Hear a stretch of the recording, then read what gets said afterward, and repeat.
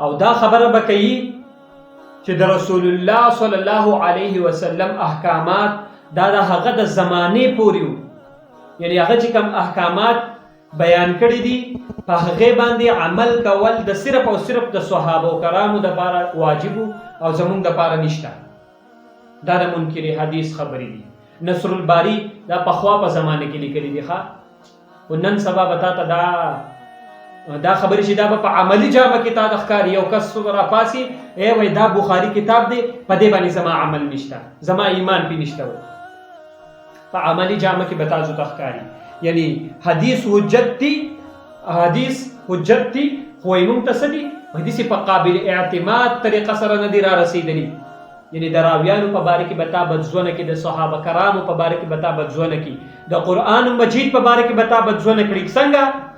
هلکه د راویانو په باره کې چې بدزونه کړي چې یاره دا قرآن موږ ته په صحیح طریقه سره نه دی را رسېدلی، دا حدیث. نو چې ته د راویانو په باره کې بدزونه شوې، هلکه تا چې د یو سړي د ذات په باره کې بدزونه شوې، نو د هغه راوړې شوې خبره باره کې به ته بیا یقین به وکړې. کفار ولې ګمراه وو؟ خو د رسول الله صلی الله علیه وسلم ذات یې نه منو که نه. په کفارو کې، کفار مکه کې د دنیا خلک داسې وو چې الله یې منو، خو بغض حسد دی د رسول الله مبارک صلی الله علیه وسلم سره. نو چې تا د راوی په باره کې بدزونه کی، د صحابي په باره کې تا بدزونه کی چې دا حدیث راغلی دی، خو پس یاره دا خو راوی خو ضعیف دی. هلکه ضعیف حدیث استدلال دی نشي کولی، د فضایلو په درجه کې خو بیانولی شي که نه. نو ستا څه کار دی چې لکه ته دا خبره کوي چې یاره دا شیز که زما عقل مني او که نه مني. که عقل مې مني جو عمل به کوم که نه کوم. هلکه چې یو حدیث په باره کې تا دغه رښتۍ ده، نو ته راشه د علما کرامو مخې ته کښېنه که نه. ته دونه دې لکه غټه بلا شوې چې لکه زه به په میډیا باندې کښېنم، یاره دا کم لمونځ وکړم، یاره صلات خدا دا لکه راشه د علما کرامو سره کښېنه که نه. ستا څه کار دی چې اعتراض کوه؟ بیا به دې زه پوه کړم چې د دې صلات دا معنی ده، د دې ذکر دا معنی ده، د دې حدیث دا مطلب دی. او که دونه فرصت نه چېرته په دې کې درته شرم ښکاري، نو دونه شروحات لیکلې شوي دي، لږ بطور طلب د طلب په نیت باندې خو کښېنه یو شرحې ته. ګمراه انسانه چېرته د اصلاح په نیت باندې خو کښېنه. خو دغه نشته، صرف او صرف تا به د حدیثو په باره کې بدزونه کوي. زمونږ بعضې خلک د دې شي نه متاثره دي.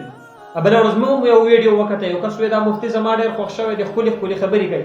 ښکلې خبرې به دا نه کوي چې د صحابت درس خو یې پته نه لګي څه به وایي، خو چې خبرې راځي، خبرې ویډیو یې ګوري، دقه بدګمانۍ، دقه چېرته به یې یو شتی به یې ایشتي او هغه خبرې به یې چلېږي.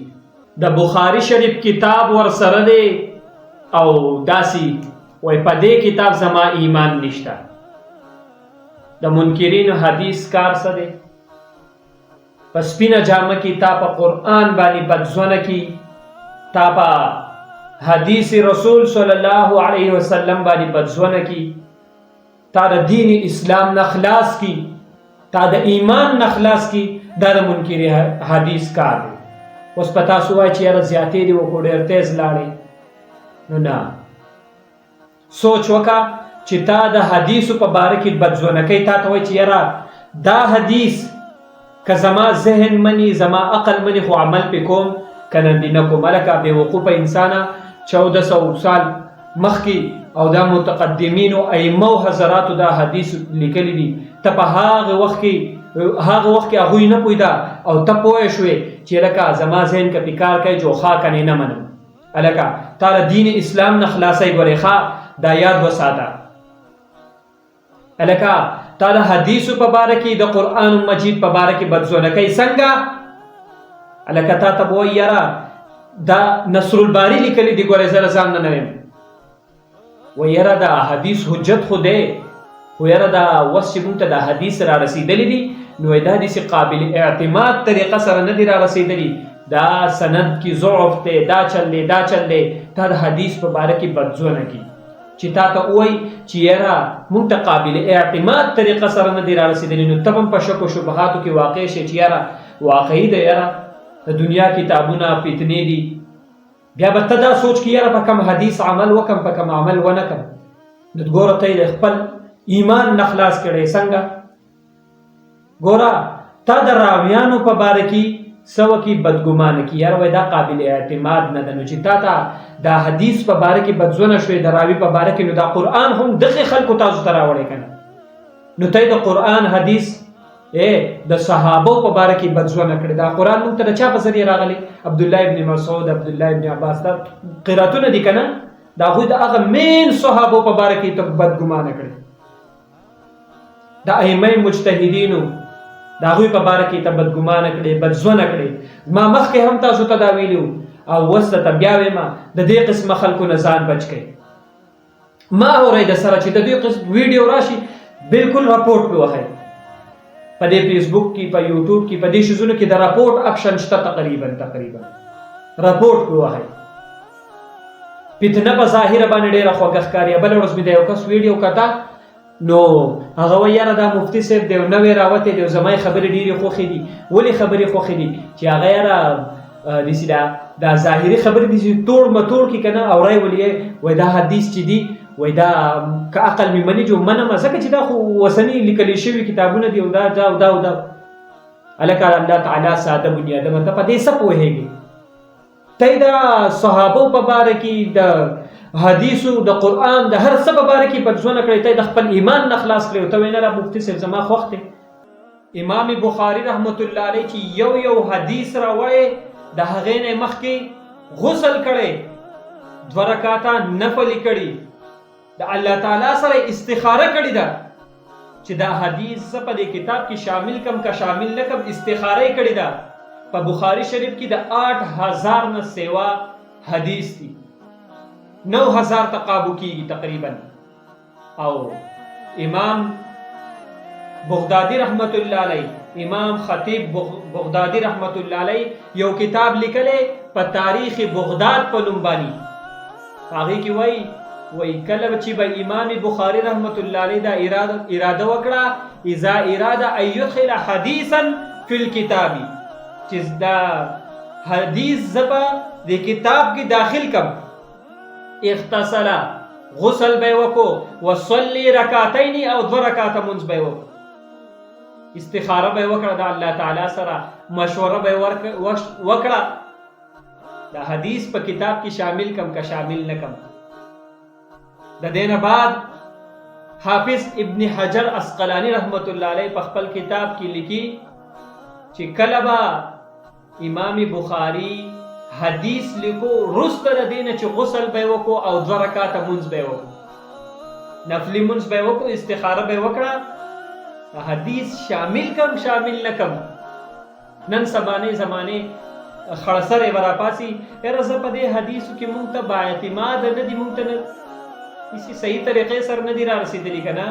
یاره که زما ذهن کار کوي وبن منم که نه منم، استا بیخ پیوزه. په 3 نمبر باندې امام ذهبي رحمت الله علیه هم دقه قول دی چې امام بخاري رحمت الله علیه به کله د حدیث ته شاملولو اراده وکړه 2 رکعاته نفل به یې کول، د هغې نه مخکې غسل او استخاره به یې کوله چې دا حدیث زه شامل کم که نه. نو یو قول مطابق صحیح دی که غلط دی والله اعلم، 7000 پیرې امام بخاري رحمت الله علیه غسل کړی تقریبا. چې د یو حدیث تر راتلو په باره کې د لیکلو په باره کې یو سړی دونه فکرمند دی، هغه حدیث غلط کیدی شي لکه دا کتاب غلط کیدی شي لکه حدیث خو نشي کېدی، دا کتاب غلط کیدی شي چې یو سړی 2 رکعاته منځ وکړي او ستا د زمانې مسلمان نه، لکه ستا د زمانې خبره نه کوم، نبی علیہ السلام زمانې ته دونه نږدې دی. صحیح ده که نه؟ د امام صاحب رحمت الله علیه د زمانې سړی دی، د اولنۍ 2مې صدۍ مسلمان دی ښه، او الله تعالی سره مشوره وکړي دا حدیث زه ولیکم که ونه لیکم، او د هغې نه بعد یو خړسری راپاسي یاره په دې بخاري باندې زما اعتراضات. امام بخاري رحمت الله علیه یو بل نقطه وره، د امام بخاري چې کله اولنې حدیث د انما الاعمال بالنیات راوړي په هغې کې د هغه استاد څوک دی، اولنې ځای کولاو که حدثنا الحمیدي حمیدی ماده صدا حمد حامیم دال حمد. او کله چې اخرنی حدیث راوړي کلمتان خفیفتان والا نو په هغه کې د هغه استاد څوک دی؟ احمد بن اشعب.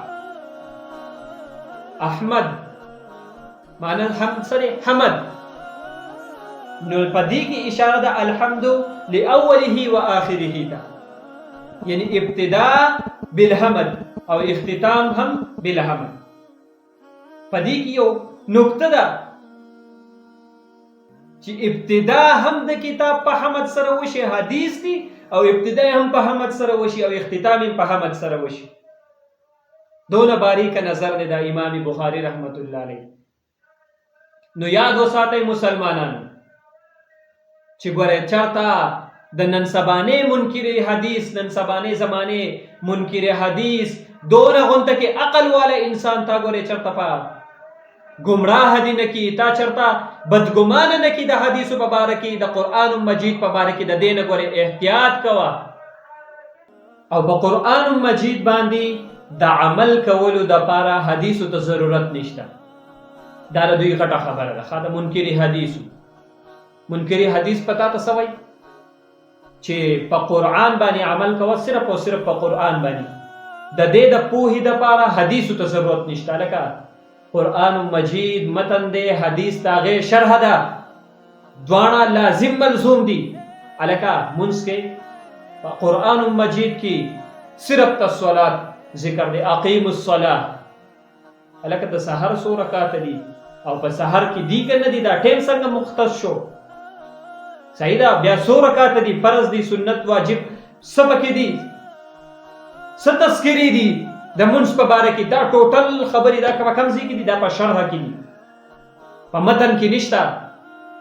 په متن کې صرف او صرف د صلات لفظ دی، او بقایا شرح تفصیل چې تاسو ملاويږي هغه د رسول الله صلی الله علیه وسلم په احادیث مبارکو کې ملاويږي. نو دا منکر حدیث پتا ته سوي د قرآن د پوهې د پاره په حدیث باندې پوهه چې دا ضروري نه ده، حدیثو ته ضرورت نشته. الګا چې حدیث ضرورت نشته او بیا کتاب راوړي کنه په دې باندې وای ماته په بخاری شریف کتاب وسره د تاسو باندې دلی وای په دې باندې زما ایمان نشته. که زما عقل منی، دماغ می منی، خو زه په هغه یو عمل وکم کلینا. صحیح ده. الګا د دغه د ګوساړې ستا خودونه غونته کې دماغ دی. یو کس وسر په موبایل باندې خبرې کوي، نو می ناخله متاسو ویره په قرآن مجید کې د سپید خوراک صدقه خو نشته کنه، نو دا موږ خرو کنه بخرو دغه سي تاسپوس دی وکی. یعنی قرآن مجید کې صرف یو څو سيزونه بیان دي چې دا مخوري کنه، نو واست دي سپی ذکر خو نشته، نو دا ته خوري کنه خوري او موږ به خرو کنه، خو تاسو نه خوري لیکنه. نو بیا هغه ویډیو تاسو وګورئ په دې میډیا باندې چلیږي، هغه بد اخلاقی وسره کوي چې جواب نه صرف بد اخلاقی وي، وای ته دې انسان ته دې انسان وي، او سو پیرې پسې موبایل کټ کی دا هغه نه بعد بیا دا چرته ټیچ د طرف نه وته وې راشي، نو دا هغه نه بعد بیا دا کسره خبرې کوي او هغه بد اخلاقی.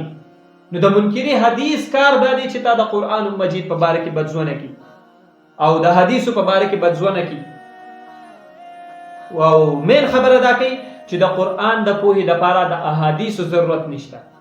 د احادیثو ضرورت صرف او صرف د صحابه کرامو د وخت پورې وو چې صرف او صرف صحابه کرام په دې باندې عمل وکړي او د هغوی لپاره واجب وو.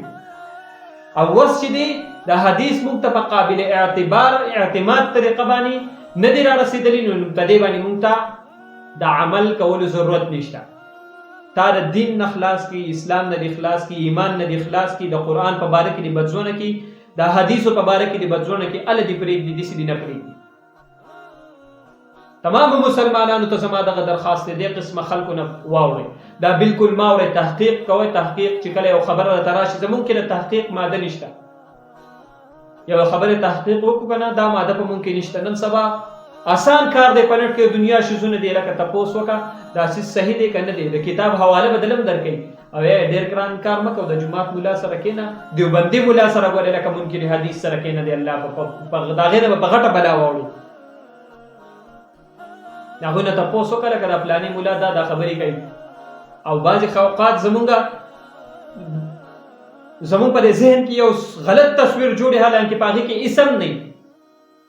اوس زمونږ په ذهن کې یو خبره جوړه ده چې دا ګوډی د بوت غونته کې چې دا په کور کې ساتل چې دي دا نه دي ساتل پکار، دا خو کور ته دغه نه راځي. حالانکه حضرت عایشه رضی الله عنها نکاح وشوه او هغه ګوډی د ځان سره وړی دي، د خاوند په کور کې د په ګوډو باندې لوبې کوي. هغه واقع تمام تفصیل تاسو ته مخې دی.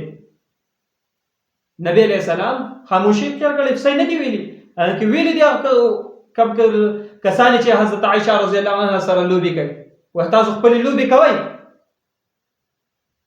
نن سبا غلطې خبرې مشهور دي. دویمه خبره چې کله نکاح کېږي وایي دا د جنۍ خو وړه ده، وایي زمونږ یو ملګري سره دغه مسله ده، وایي دا جنۍ څه ده وړه ده.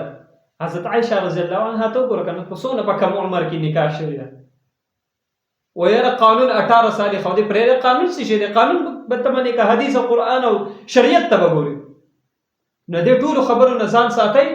یو خبره مخې ته راشي ذهن مې کار نه کوي، نو هغې تپوس دا د علماء کرامو نه کوي.